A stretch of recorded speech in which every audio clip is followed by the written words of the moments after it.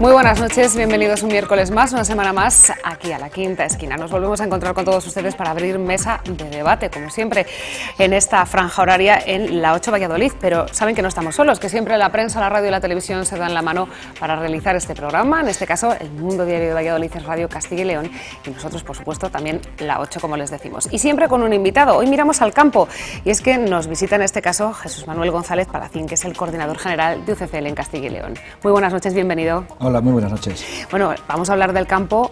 Estamos contentos, últimamente está lloviendo, por lo menos hemos respirado un poquito. Sí, qué buena falta hacía. Buena falta hacía. ¿Están asegurados los riegos, al menos en parte? Por lo menos una parte sí. La totalidad de los riegos, no, de la total de la superficie no está asegurada, pero vamos, por lo menos yo creo que una parte a día de hoy regamos en todas las cuencas, que Pisuerga y Carrión no estaban en absoluto aseguradas hace 15 días y ya, pues, tal y como están cargando los embalses, yo creo que una parte importante sí que se riega. Yo tengo esperanzas que al menos la mitad podamos regar sin problema hasta final de campaña, esa es mi esperanza. Esperemos que siga lloviendo, que sigan mejor los pantanos y que sea por lo menos una campaña como mínimo como la anterior, que aunque fue mala, al final conseguimos salvar casi todos los cultivos que teníamos en sembrados. Clave va a ser el mes de mayo, me parece. Fundamental. Vamos a ver qué pasa ahí. Para los secanos te juegas en abril y mayo, con estas lluvias que hemos tenido todo el mes de febrero y marzo. El mes de abril, aunque no sea muy lluvioso, va a aguantar, pero mayo va a ser determinante. Como no llueve en mayo y suban las temperaturas por encima de los 30 y bastantes grados, como lamentablemente viene siendo habitual en los últimos años, pues el cereal, que estará precioso, se irá en cuestión de días. El cereal es un cultivo que se va muy deprisa y se hace muy deprisa. Si el tiempo acompaña, da gloria verlo, donde se ve crecer día a día, pero como falle el agua, como suban las temperaturas, como tenga sed, se nos va en 4 días. Por tanto, mayo va a ser determinante para este año, para una cosecha que necesitamos que sea buena, porque el año pasado fue desastrosa, no solamente para el cereal, para los pastos. Los ganaderos lo están pasando muy mal, con un año de durísima sequía, que ojalá tengamos una primavera que acompañe y tengamos pastos, y sobre todo para el regadío, que en el regadío tenemos unos cultivos que cuesta mucho ponerse en marcha, que los costes de producción son muy altos y como después no tengamos agua, pues las pérdidas son enormes. Pues ahora hablaremos de estos y otros temas que afectan, como decimos, a este campo de Castilla y León, de Valladolid, que tanto nos preocupa y que tanto hemos visto sufrir en los últimos meses. Pero vamos a presentar también a nuestros compañeros de mesa. En este caso tenemos con nosotros, por parte de la prensa y de la radio, a María del Romero, que es redactor jefe de El Mundo Diario de Valladolid. Bienvenida. Gracias, buenas noches. Un placer contar contigo. Y también a Luis Huerga, director de informativos y programas de Radio Castilla y León. Bienvenido. Buenas noches. Pues comenzábamos hablando de esas lluvias y bueno, yo no sé si queréis a lo mejor empezar por ahí, por ese tema de los riegos, de la necesidad de riegos y de la necesidad, no sé si de modernizar quizá esos regadíos que tenemos aquí en nuestra tierra. Evidentemente tenemos una necesidad importante de modernizar esos regadíos que tenemos ahora mismo, que todavía están regando por gravedad. El ahorro de agua está más que demostrado que existe. Tenemos un recurso cada vez más limitado, que es el agua, y aparte de modernizar esos regadíos, tenemos necesidad de nuevas infraestructuras. Ese frenón en inversiones que se hicieron en nuevas infraestructuras hidráulicas no lo entendemos. Entonces creemos que este año es el momento de poner encima de la mesa el debate sobre la necesidad de infraestructuras hidráulicas. Castilla y León tiene un recurso enorme, que es el agua, pero lamentablemente no le podemos aprovechar en verano porque se nos va en invierno. No tenemos infraestructuras para almacenar ese agua. Tenemos muchos ríos que podemos regular. Hablar de grandes pantanos pues chirría mucho ahora mismo, pero podemos empezar evidentemente de una forma rápida con pequeñas presas de regulación, como tenemos las proyectadas, las de la Cueza, como por ejemplo pequeños embalses que podemos hacer una reserva de agua muy importante. Hemos estado hablando de Castrovido. Castrovido lamentablemente todavía no está en marcha porque sufrió un frenón ahí durante una etapa totalmente irracional, y ahora mismo, por lo menos este año, que está habiendo unas inundaciones en la Lanza tremendas, pues hubiésemos evitado esas inundaciones y hubiésemos puesto en marcha pues 20.000 o 30.000 hectáreas de regadío, que es imposible regar con concesión, pero que es imposible regar porque no hay agua en verano, no tenemos almacenado. Eso es un claro ejemplo de la sinrazón de frenar unas obras que dan mucha riqueza, que evitan muchos desastres, muchas pérdidas económicas, porque las inundaciones crean muchas pérdidas económicas, y creemos que ahora mismo, si hablamos de medio rural, de empleo y de valor añadido, eso está en el regadío. Si hacemos una radiografía del medio rural, ¿La gente joven dónde está? Fundamentalmente en ganadería y en el regadío. Si hablamos de futuro en el medio rural, si hablamos de futuro de agricultura y ganadería, necesitamos más hectáreas regables, necesitamos modernizar las que ya existentes, porque eso ahorra primero costes y después, evidentemente, agua, que es un recurso muy escaso, y plantearnos nuevas infraestructuras hidráulicas es fundamental. Y este año es el momento para hacerlo. ¿Dónde se podrían hacer esas infraestructuras? ¿Dónde las colocaríamos? Evidentemente, todos los ríos donde no están regulados, y se podrían... hay estudios hechos, hay ahora mismo proyectadas, posiblemente haya más de 30 o 40 pequeñas infraestructuras que llevan durmiendo el cajón de los justos desde hace 60 o 70 años, unos proyectos impecables. El otro día me enseñaron uno en Alaraz, en Salamanca, para unos 40 o 50 hectómetros, que es una pequeña balsa, no es un gran pantano, que podría poner en marcha alrededor de unas 20-30.000 hectáreas de regadío y asegurar el agua a mucha ganadería de esa zona, y también el uso de uso de boca a unas poblaciones como Peñaranda, que están ahí al lado y que muchas veces tienen dificultades para utilizar ese agua para uso de boca, para beber, la gente. Por tanto, creo que el cambio climático es una realidad obvia que está aquí. No tener infraestructuras para almacenar ese agua es un error de bulto, y creemos que ahora mismo esa sensibilidad de no hacer pantanos, todavía no entiendo muy bien por qué, qué criterio medioambiental hay para no hacer pantanos, porque sí que es verdad que se cambia un poco el hábitat, pero cambiamos un hábitat por otro. O sea, alrededor de los pantanos hay mucha vida, y cuando hay agua hay mucha más vida que donde no hay agua, evidentemente.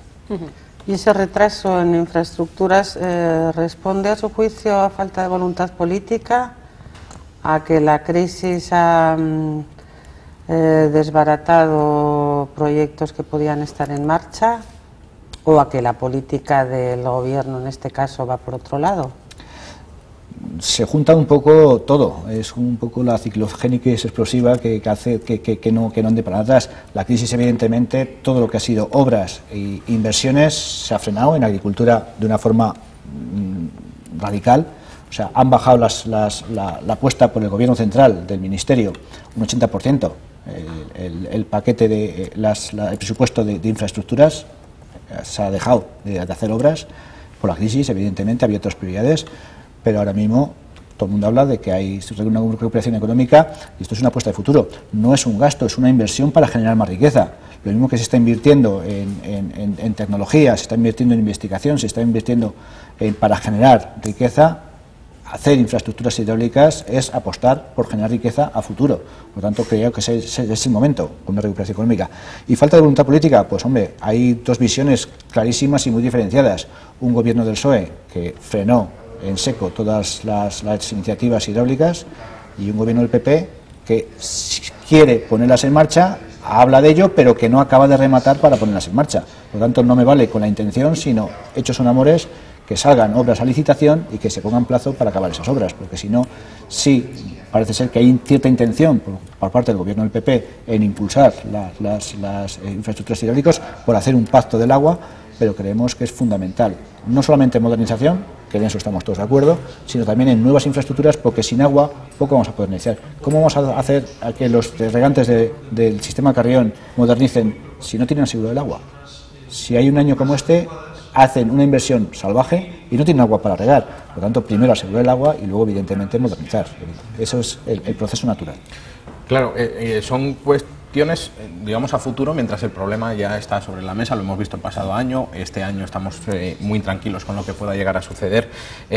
Claro, prácticamente la pregunta se contesta sola. ¿Qué políticas debería haber para poder solucionar esta situación? Con las infraestructuras ya lo teníamos evidentemente solucionado, pero yo no sé si desde la Confederación Hidrográfica del Duero, que sé que hasta finales de mes creo que tiene reuniones con las juntas de regantes para analizar un poco la nueva situación, ¿ha sido quizás su criterio acertado a la hora de regular todas estas cuestiones relacionadas con la sequía y el reparto de agua, sobre todo? Porque sí que hemos vuelto a escuchar otra vez la guerra esta del agua, ¿no?, entre comunidades de regantes, y es una cuestión que asusta un poco por el hecho de decir que, claro, la necesidad es tan sumamente flagrante que podemos llegar incluso hasta hablar de ciertos conflictos entre territorios.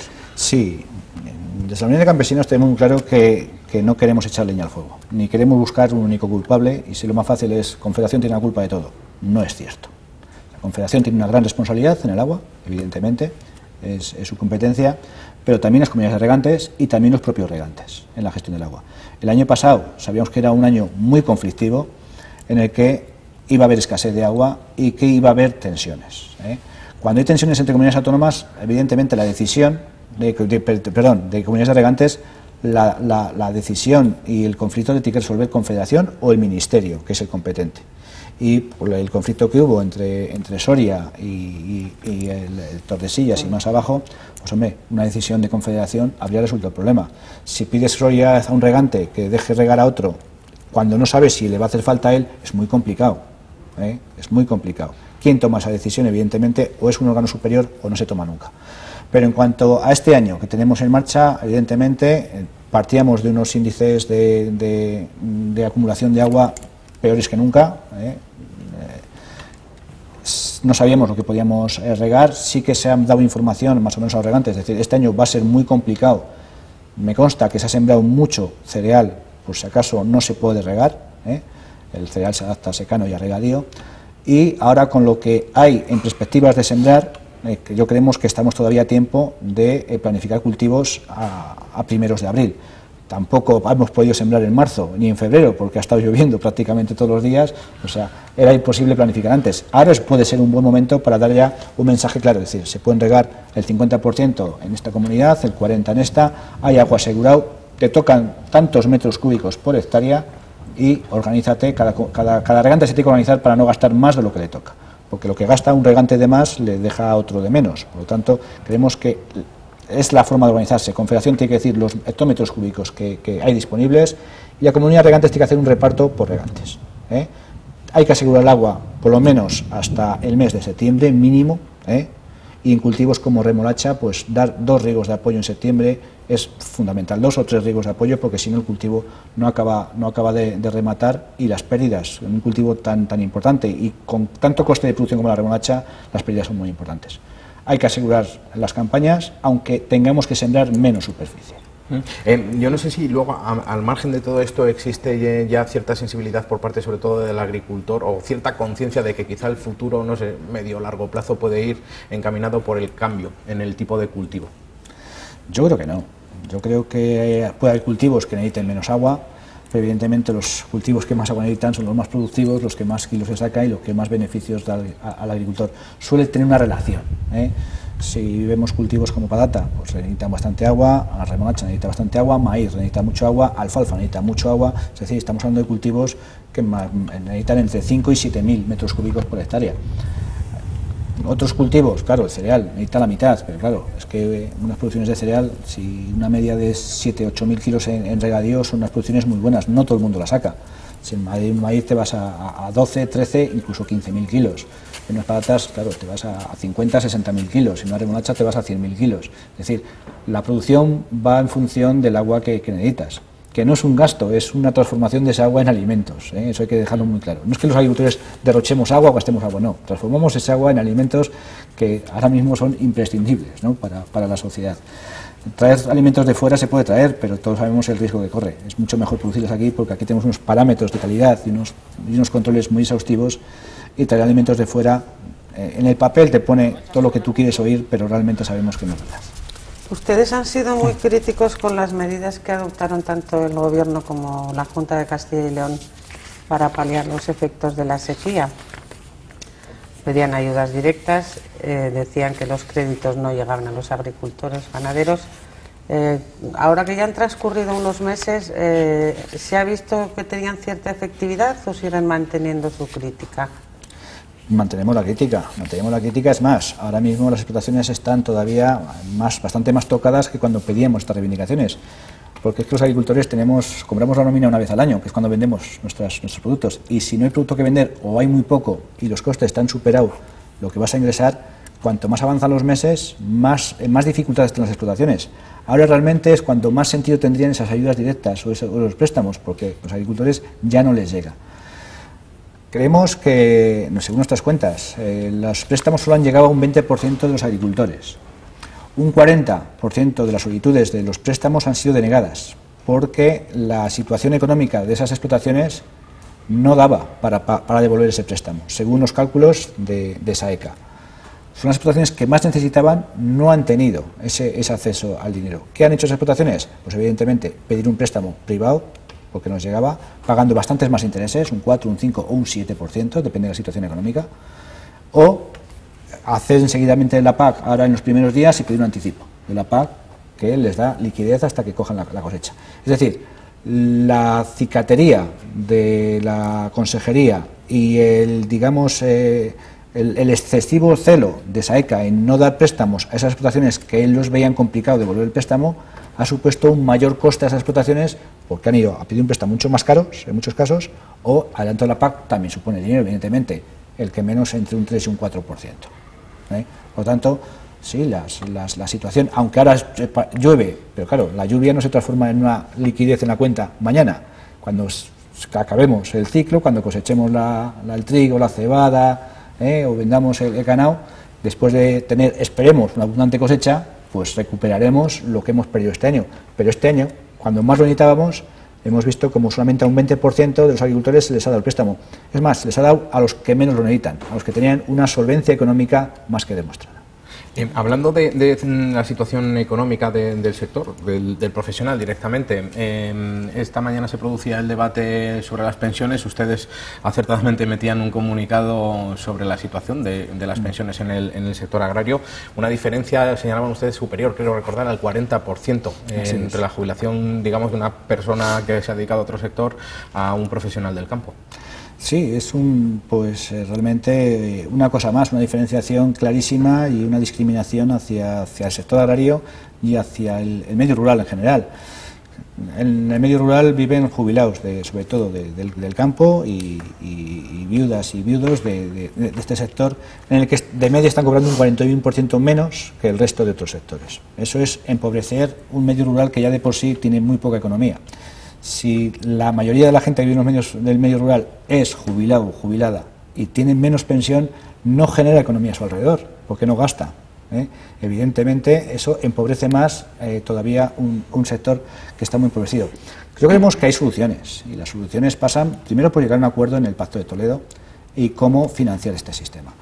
Nosotros proponemos 3 vías fundamentales. Evidentemente, hay mucha gente que gana mucho dinero, pero que solamente cotiza, tiene tasado el tope de cotización. Creemos que es injusto. Si ganas mucho, tienes que aportar mucho dinero a esa caja común que es la Seguridad Social. En segundo lugar, creemos que todavía sigue habiendo mucha economía sumergida que no se persigue, no sabemos si por falta de medios o porque no hay voluntad política de perseguirla. Simplemente es decir, bueno, esa gente se tiene que buscar la vida, déjales. Creemos que eso es injusto. Creemos que todo el mundo tiene que estar pagando una seguridad social y tiene que estar dentro del sistema de seguridad social. Y por otro lado, donde no llegue esto, evidentemente, vía impuestos. Creemos que se tiene que garantizar el tema de las pensiones, hay que equipararlas, y además desde el punto de vista de los agricultores, creemos que un problema que tenemos, sobre todo los que son jóvenes, yo ya no dejo de serlo, a los 40 años, ya tengo 48, pero los jóvenes que se incorporan, el problema es el acceso a la tierra. Mucha gente sigue jubilada, sigue cobrando seguridad social y sigue trabajando en la tierra. Claro, cuando le dicen, ¿y cómo quieres que viva yo con 700 euros? Pues claro, no sabes ni qué decirle. Pero lo que no podemos es quitarle dinero a la PAC para ponérselo a donde tenía que estar el hucha de las pensiones. Eso no puede ser, porque me estás quitando dinero a mí, a todos los agricultores, para paliar un problema que tiene realmente el sistema de pensiones. Y eso es totalmente injusto. Creemos que hay otras fórmulas de solucionar esto. Hay que incrementar la base de cotización de los agricultores, tenemos que equipararnos al resto de sectores, que menos de cobrar la media de las pensiones, y a partir de ahí, evidentemente, creemos que los jubilados se tienen que jubilar y dejar de trabajar. ¿Y cómo convence usted, con qué argumentos convencería usted a un joven o a una joven para que se dedicara al campo? Primero, se le tiene que gustar. Esto es muy vocacional y aquí es muy duro, porque aquí cuando toca trabajar es muy en serio y son muchas horas y la rentabilidad no está en absoluto asegurada. Depende de lo que te cueste los productos que necesitas comprar para poder producir y luego cómo te paguen el producto que tú vendes. Y no decides ni una cosa ni otra. Ni decides a cómo vendes, ni decides a cómo compras. Por lo tanto, la incertidumbre es enorme. Te tiene que gustar muchísimo. Es muy difícil que un agricultor o una agricultora se incorpore a esta actividad si no lo ha mamado desde pequeño o desde pequeña. Yo, si no hubiese estado con mi padre desde los 3 años, es muy difícil que yo hubiese sido agricultor, porque hay épocas muy duras y hay años muy duros en el que haces cuentas y dices, madre mía, si este año en vez de ganar he perdido dinero. Es muy duro.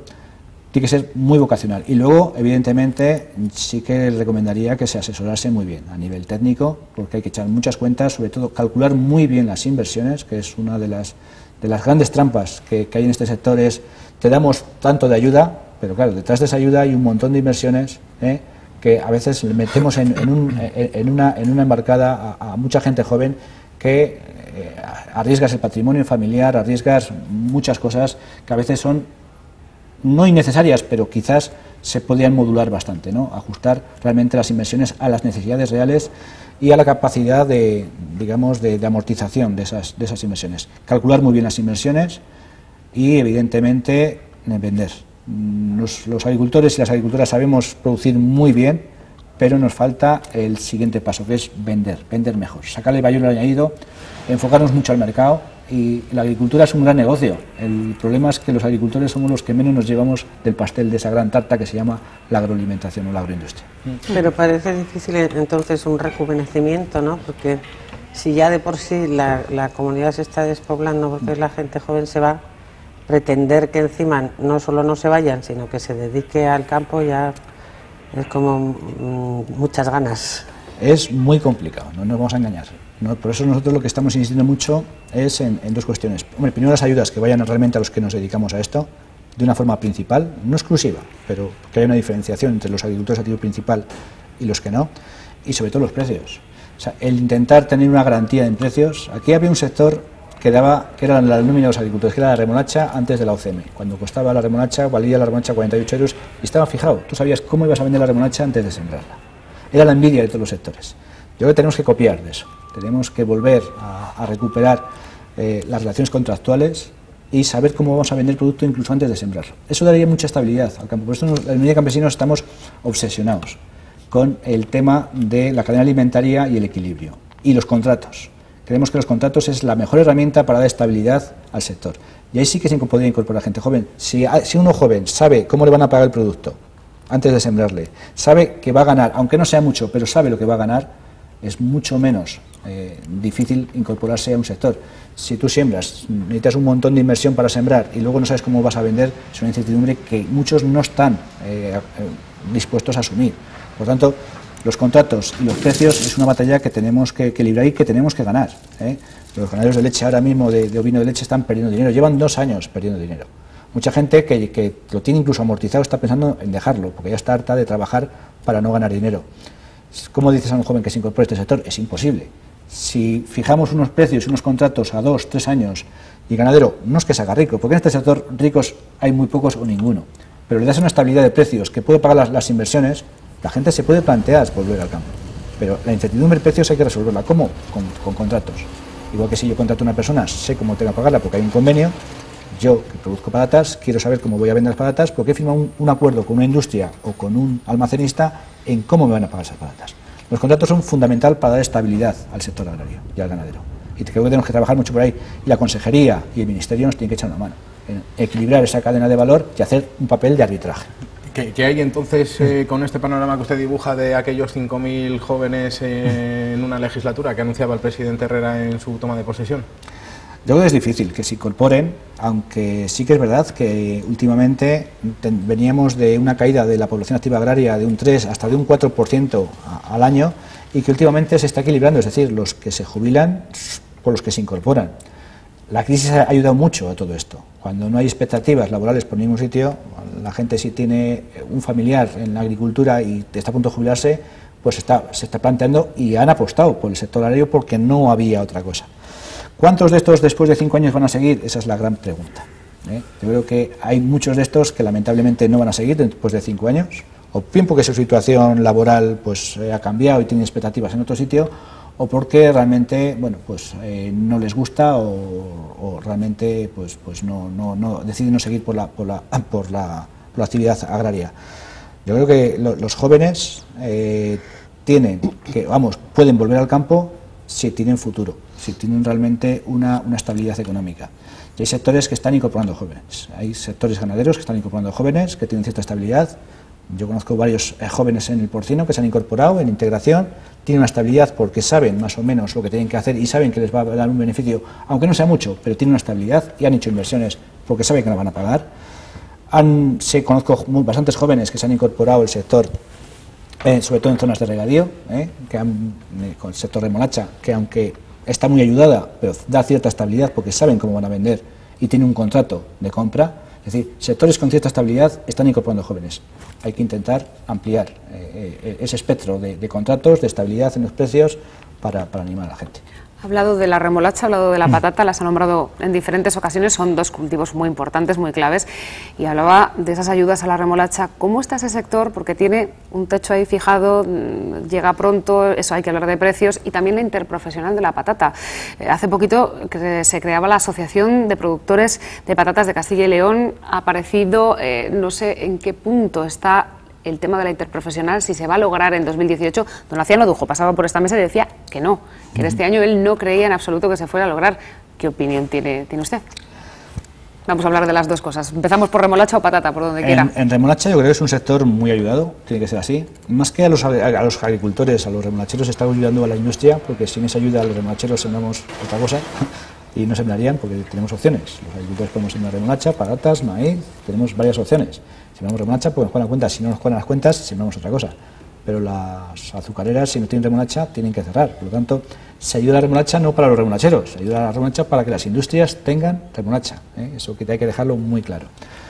Por otro lado, yo creo que hay que revisar todos los acuerdos internacionales que tenemos con los PMAs, con los países menos avanzados, en importar azúcar a precios mundiales, cuando realmente en Europa podemos producir ese azúcar y hay una demanda a nivel internacional que todo apunta que va a subir la demanda de azúcar a nivel internacional.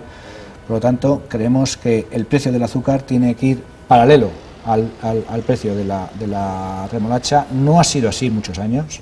Tenemos un precio tasado que el precio del azúcar está bastante por encima. Se podría haber pagado mucho más a los remolacheros y no se ha hecho. Y cuando cambian las tornas, lo que se hace después de la industria es pedir más ayudas a la administración para el remolachero, para que la remolacha siga siendo barata. Creemos que hay que llegar a un gran acuerdo en tema de remolacha. Y hay que hacerlo más en Castilla y León porque tenemos el 80% de la superficie de remolacha. Nosotros siempre hemos propuesto a la Consejería hacer una mesa de remolacha en Castilla y León con las dos industrias, con Acor, con la gran cooperativa Acor y con Azucarera, para llegar a un acuerdo en el tema de remolacha.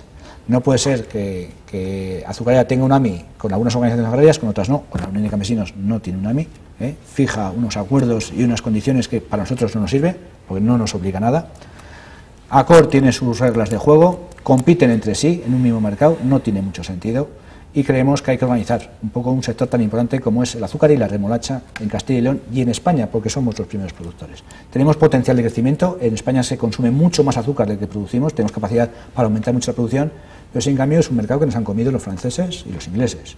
Curiosamente, Acor tiene un acuerdo con Tereos, una cooperativa francesa, que está utilizando Acor para desembarcar parte de su producto en España, y British Sugar, evidentemente, es dueña de Azucarera, que también a través de está metiendo azúcar. Creemos que estamos sirviendo de aeropuertos, de infraestructuras para desembarcar azúcar, más que potenciar aquí el propio producto. Y la Administración se está quedando de perfil y al margen de todo esto. Cuando podíamos crecer en superficie de remolacha, cuando podíamos crecer en superficie en venta de azúcar nacional propia, nos estamos quedando a ver qué dicen las industrias y a ver que no dejen la actividad y que no echen a nadie, cuando realmente yo creo que ahora mismo los empleos están más que asegurados y que incluso podíamos crecer en la producción de azúcar, pero hombre, planteando las cosas de otra manera. Se ha negado en rotundo, no hay mesa del azúcar, creemos que uno de los sectores más importantes en Castilla y León, la Administración se está quedando absolutamente al margen y bueno, nosotros tenemos muchas cosas que proponer, evidentemente, pero es la mesa la que tendría que decir, pero ni siquiera está creada. Y en patata, yo creo que estamos obligados a hacer la interprofesional. La interprofesional es una herramienta que puede ser útil o no, pero si la tienes la puedes utilizar, si no la tienes es imposible utilizarla. ¿Y por qué se ha tardado tanto? Porque los remolacheros desconfían mucho, porque los remolacheros, los patateros desconfían mucho. Porque es verdad que otras interprofesionales, que llevan muchos años funcionando, en las grandes crisis, pues han demostrado que son totalmente inútiles. La INLAC en leche, absolutamente inútil. O sea, todavía los lecheros no saben por qué están pagando a su ente profesional, que en momentos de crisis no les sirve absolutamente para nada. Con el vino, con el aceite, es decir, las entes profesionales a veces se vuelven un poco inútiles. Y claro, los patateros vuelven a decir, pero ¿y qué me van a solucionar si en otros sectores no están solucionando? Es verdad, y esto hay que poner encima de la mesa. Por eso nosotros estamos muy empeñados en que hay que poner negro sobre blanco para qué queremos la interprofesional, y que los patateros que digan quiero pertenecer a esa interprofesional sepan para qué. Y para nosotros es fundamental el tema de los contratos. O sea, que haya un sistema para que no nos engañen en los contratos es fundamental, porque los años malos los descuentos son del 40% y los años buenos son del 5%. Lo normal es que sean de un 5%, de un 10%. Pero en los años malos la industria te fija un descuento y no puedes, tienes una indefensión total. Equilibrar esas fuerzas es fundamental, para eso está el ente profesional. Y luego, evidentemente, la promoción. Pero la promoción no es lo más importante del ente profesional, sino realmente extender las relaciones contractuales, que los contratos sirvan para mantener una rentabilidad a los patateros, y que en Castilla y León podemos crecer mucho la superficie de patatas, porque es un cultivo que está migrando hacia el norte. En el sur cada vez se siembran menos patatas y en el norte cada vez más. Y el reto sería intentar quedarnos con esas 800.000 toneladas que vienen de Francia todos los años, que tenían que ser producidas en Castilla y León. Pero para eso hay que organizarse y para eso hay que poner herramientas encima de la mesa. Si no las tenemos, no las podemos utilizar. Si las tenemos, es verdad que las podemos utilizar mal y no pueden servir para nada. Pero si no las tenemos, es imposible utilizarlas. Entonces, pensamos que es bueno y que además sería bueno que fuese útil. Y tenemos ideas para poner encima de la mesa y que el sector profesional sea útil para los productores de patata de Castilla y León. Esto del norte y el sur me ha recordado al caso del lobo. Ha habido unas sentencias recientes en contra de la política de la Junta. A mí lo que me gustaría saber es si hay alguna posibilidad de que se establezca un acuerdo o haya algún modo de que puedan convivir el lobo con la ganadería extensiva sin que surjan los problemas que se están dando. Hay zonas en que sí, y hay zonas en que es imposible, por la densidad de ganadería extensiva. Hay zonas en el norte de la comunidad en el que siempre ha habido lobo, en más con menos densidad, pero siempre ha habido lobo. Hay menos densidad ganadera y si reducimos el lobo a esas zonas se puede indemnizar primero al ganadero por convivir con él, solamente por la presión que tiene la convivencia con el lobo, aunque no te mate ningún animal. Hay que indemnizarle porque está fomentando la biodiversidad y el lobo, que estamos de acuerdo que no hay que exterminarle, que tiene que estar conviviendo ahí. Pero en el sur del Duero la densidad ganadera es tal que los ataques son continuos y las pérdidas económicas son brutales. Y luego, evidentemente, esto lo que hace a muchos ganaderos, que hay ganaderos que este año ya llevan 5 ataques de lobo. Claro, al final dices, yo es que ya no puedo vivir con esta tensión, o sea, cada vez que me levanto y voy a ver el ganado, es que voy con una tensión tremenda, es que para esto, mira, quito el ganado y me olvido, porque yo no puedo vivir así. En el norte, esta presión no es tanto, porque hay más fauna salvaje, el lobo vive otras cosas, se puede gestionar de otra manera. Hay que reducir las zonas loberas y hay que tener zonas de exclusión de lobos. ¿Cómo se hace esto? Cambiando de directiva Hábitat. Noruega, todos tenemos en la cabeza que es uno de los países más medioambientalistas, no está dentro de la Unión Europea. Ha decidido matar el 75% de la población de lobos este año. Y nadie se rasga las vestiduras porque es muy consciente de que para mantener el medio ambiente necesita ganadería extensiva. Sin ganadería extensiva, el medio ambiente se desequilibra absolutamente. Por lo tanto, la presión de los lobos ha hecho tomar esta decisión tan drástica al gobierno de Noruega y acabar con el 75% de la población de lobos. Esto en España es imposible, porque tenemos una directiva Hábitat que nos impide hacer esto. Claro, desde Europa no tienen el problema que tenemos aquí con los lobos, no entienden el problema y el conflicto que hay. Por lo tanto, cambiar esa directiva Hábitat es fundamental, que entiendan el problema que tenemos en Castilla y León y en más zonas de España, porque ya empieza a haber Madrid y ya empieza a haber otras comunidades autónomas, y que nos dejen gestionarlo a nosotros. Nosotros la propuesta es clara. Hay zonas de exclusión de lobo, en esas zonas no puede haber lobo, en otras zonas sí puede haber lobo, indemnizamos a los ganaderos por la convivencia con el lobo y cuando hay un ataque se le indemniza al ganadero en su justa medida, es decir, con todo el lucro cesante. No me vale que me mates el chuto que me ha matado o la oveja que me ha matado, sino todo el estrés que han sufrido los animales y todas las pérdidas económicas que va a tener después de eso. Si no es imposible, si no el conflicto será eterno y podemos marear la pérdida todo lo que queramos, pero al final llegaremos a la conclusión. Y a mí me gustaría pactar esto con las organizaciones ecologistas. O sea, los ecologistas están deseando de que haya muchos lobos. Me parece legítimo. Ahora, tienen que ser conscientes de que eso crea unos conflictos y que no se va a solucionar nunca y que siempre vamos a estar enfrentados. Pero acordar zonas, loberas, indemnizaciones, yo creo que es lo justo para los ganaderos y que todo el mundo tiene que entender. No queremos acabar con el lobo, queremos que haya una convivencia en las zonas tradicionalmente loberas y con unas indemnizaciones justas para los ganaderos. Hablando de Europa, me gustaría preguntarle por la próxima PAC. Hace unas fechas que estuvo por aquí el presidente de Saja, le preguntábamos directamente, ¿usted cree que Europa nos la va a jugar? Yo decía, sí, nos la va a jugar. ¿Usted qué opina? Pues yo creo que no. Yo creo que no. Además es una estrategia que va muy en línea al Ministerio, ¿no? El Ministerio está pensando, bueno, en Europa la ministra estaba hace poco y acordaba, llegaba a un acuerdo con el resto de ministros en que es una PAC diferente, en el que Europa nos va a dar una serie de objetivos y que España va a tener que hacer un plan estratégico para cumplir esos objetivos. Por lo tanto, el debate está aquí, en España, en el Ministerio. Va a ser la ministra quien se va a tener que poner de acuerdo con todas las comunidades autónomas en diseñar ese plan estratégico y escribir cómo va a cumplirle.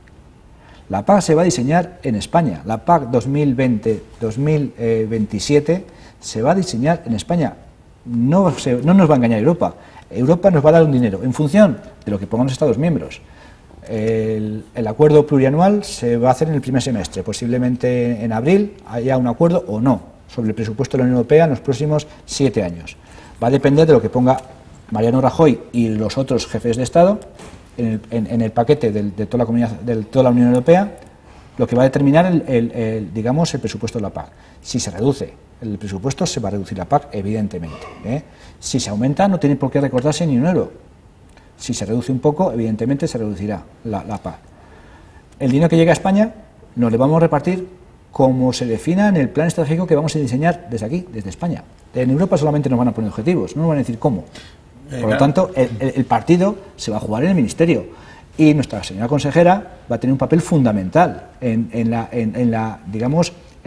definir y en hacer realmente una influencia política para que ese documento que tenemos de comunidad se plasme después en ese plan estratégico que va a hacerse desde el Ministerio y se va a mandar a Europa. Pero, claro, entiendo que el principal problema ya no es una cuestión de objetivos, sino de financiación, de qué es realmente cómo se va a financiar y de cuánto estamos hablando. Porque usted hablaba de que puede que aumente, y entiendo que los tiros no van precisamente por ahí, sobre todo después de, del agujero que puede llegar a dejar la salida del Reino Unido y decir, entiendo que no sé si la noticia más positiva es la de que se quede como está en cuanto a fondos.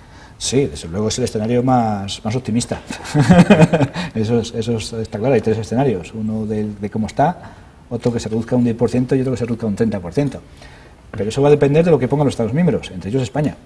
Y yo, si yo fuese Rajoy, lo inteligente sería blindar el presupuesto europeo a condición de que no se toque la PAC, porque España, si va a recibir dinero, va a ser a través de la PAC, porque somos un país muy agrícola, tenemos una agricultura muy potente y recibimos mucho dinero de la PAC. De cohesión vamos a recibir poquito, porque otros Estados miembros, evidentemente muchos más pobres que nosotros, van a recibir más dinero de cohesión, pero de la PAC no. De la PAC vamos a ser uno de los países que más dinero vamos a recibir. Por lo tanto, blindar el presupuesto de la PAC a cambio de poner más dinero sería la postura más inteligente del gobierno español. Esperemos que lo haga, pero eso... Ya, de todas formas, un apunte más, es decir, más el comentario que pregunta, que entiendo que luego también es un año muy sensible, porque estamos hablando de 2021-2027 cuando hay elecciones generales en 2020. No sé si ahí ya se puede llegar a contemplar de que el que venga después que arree, ¿no? Ya pasa que el presupuesto se va a negociar ahora, y sería una mala noticia no tener presupuesto, pero bueno, es verdad que hay elecciones. El Parlamento Europeo se disuelve en marzo del año que viene, hay elecciones para el próximo año también del Parlamento Europeo. Si no llegamos a un acuerdo de la PAC antes de marzo, no llegamos a un acuerdo de la PAC posiblemente en 2 años más. Prorrogar esta PAC con un nuevo presupuesto no sería una buena noticia, porque eso implicaría posiblemente recortes linealmente, y creemos que esta PAC tiene muchas injusticias que hay que corregir. Gente que tuvo en su día ganadería y que ya no la tiene y que sigue cobrando por esa ganadería aunque mantenga unas tierras. Es decir, hay unas desigualdades muy claras que hay que corregir y evidentemente hay que hacer una diferenciación entre los que vivimos exclusivamente de la agricultura y ganadería y los que tienen otra fuente de ingresos. Tiene que haber 2 niveles de ayudas y eso esta PAC lo tenemos que pelear y lo tenemos que conseguir. Ahora no, ahora cobra todo el mundo. Eso de agricultura activa al final se ha quedado en nada, prácticamente. Por lo tanto, creemos que hay muchos retos para la nueva PAC. Entonces, queremos que haya una nueva PAC, pero que corrija esos objetivos. Y el tema del presupuestario es importante, sí, pero no es lo fundamental. A veces también depende de cómo se repartan esas ayudas, ¿eh? Un 30% sería un escenario muy dramático, pero un 10% con un mejor reparto, los agricultores municipales podríamos ganar más dinero, si lo hacemos así. Últimos 3-4 minutos. Bien, puesto que el juego se va a desarrollar en el país, por lo que dice, ¿no? Tiene que ser España la que diseñe el modelo. Hay un reciente pacto de comunidad que han firmado el lunes con la Junta, sindicatos, organizaciones agrarias, partidos políticos. Yo no sé si esto va a derivar luego en una pelea entre comunidades o si puede alcanzarse un acuerdo, o si hace falta buscar aliados en otras comunidades que sean más afines a la nuestra. Que va a haber una pelea, está claro. Las agriculturas son muy distintas, las de Castilla y León, que es la de Andalucía o el arco mediterráneo, son modelos de agricultura muy distintos. Los pagos también por hectárea son muy diferentes en función de los sectores. O sea, la pelea está servida y una buena estrategia, tú lo has apuntado, sería llegar a acuerdos y alianzas con otras comunidades que tengan más o menos las mismas agriculturas que nosotros y las mismas, evidentemente. Hay que llegar a alianzas y luego el papel de la ministra no va a ser nada fácil. O sea, yo entiendo a la ministra que se ponga de perfil y diga, pasa de Mr. Caliz, a ver si viene otro, porque es la que la viene encima es morrocotuda, pero lo ha tocado, es la ministra, y lo más inteligente sería lo que hemos hecho aquí, es decir, empezar a un pacto de comunidad, pero sí, en conferencia sectorial, empezar a sondear por dónde van las distintas comunidades autónomas, en qué quieren de la nueva PAC, por dónde van las cosas, porque lo que no podemos hacer es llegar a un acuerdo con una hora de reunión. Esto ya hay que empezar a sondearlo, ya hay que empezar a masticar, pues como tenga razón el comisario, y el comisario quiere tener una PAC para el próximo año, todo el mundo dice que es imposible, que no hay plazos. En Europa lo que valía hace 4 años ahora ya no vale. A lo que antes tardamos 4 años, ahora tardamos 2 meses. Esto cambia muy deprisa. Y este comisario no se va a ir sin hacer una PAC. O sea, se ha encontrado una PAC hecha y se va a ir sin hacer una PAC. Es complicado para un comisario de Agricultura. Viene aquí de visita, él quiere sacar esta PAC, y va a pisar el acelerador. Que lo consiga o no va a depender evidentemente del Parlamento Europeo, que tiene codecisión, y de los jefes de Estado, la Comisión, que son los dos órganos de decisión de la Unión Europea. Lo tiene muy fácil porque solamente es marcar objetivos, y la batalla después va a estar en los Estados miembros de cómo van a llegar a esos objetivos. Realmente va a ser una PAC sencilla desde la Unión Europea, pues dice, queremos que llegar a estos objetivos, háganlo ustedes. Último apunte, sí, una última. Nos queda un minutito. ¿En verano puede ser congreso de UCCL? Sí. Vale. Y aclarada la circunstancia, sí. ¿Cuál va a ser su futuro? ¿Este tiempo de retirada? ¿Hay relevo? ¿Cómo está la cosa? Pues me hubiese gustado, ¿verdad? Y la verdad es que no es porque no he tirado los tejos a mucha gente, que estaban, vamos, tan preparados o yo como más que yo. ¿Alguna mujer? Pero sí, hay incluso alguna mujer. ¿Puede haber alguna mujer también he tirado los tejos, no digo que no, para relevarme. Pero no ha sido posible, voy a tener que seguir yo de coordinador, pero sí que evidentemente va a ser un congreso de transición, en el que el relevo tiene que ser el objetivo para el siguiente. Incluso yo me fijo un escenario de que no tienen que acatarse los 5 o los 6 años, ¿no? Que incluso puede ser antes, o aunque no sea orgánicamente, pero que sí que haya más personas visualizándose en la organización, que no sea una única persona. Sí, y yo en la ejecutiva, vamos, me he empeñado en que haya mujeres esta vez, es fundamental. Es una realidad que tenemos ahí, tenemos mujeres muy buenas, muy comprometidas y muy válidas. Como siempre, la que es buena y es válida está en muchos frentes de batalla, pero yo he dicho, deja algunos y vente aquí, y espero conseguirlo de aquí a junio. Quiero mujeres en la ejecutiva, sí. Pues con eso nos quedamos porque se ha agotado nuestro tiempo. Jesús Manuel González Palacio, ha sido un placer tenerle aquí. Muchísimas gracias. Pues muchas gracias a vosotros y hasta cuando queráis. Y bueno, por cierto, que en Valladolid, UCCL, como saben, sigue, después de esas elecciones, sigue en ese primer puesto liderando el campo, y eso también hay que decirlo. Como siempre les decimos a todos ustedes, muchas gracias por habernos acompañado. Yo siempre les invito a que, por supuesto, cada día se informen en este periódico, este que tengo aquí, que es el de hoy. Bueno, pues mañana ya está la portada preparada y que, por supuesto, pues escuchen también a nuestros compañeros de Radio Castilla y León a través del 102.8 de FM, que es donde también les van a informar estupendamente. María del Romero, muchísimas gracias por habernos acompañado. Gracias a ti. Luis Huerga, gracias Buenas noches. también. Y, por supuesto, a todos los espectadores de la 8, gracias. Y la semana que viene nos volvemos a encontrar aquí con una nueva entrega de La Quinta Esquina. Gracias.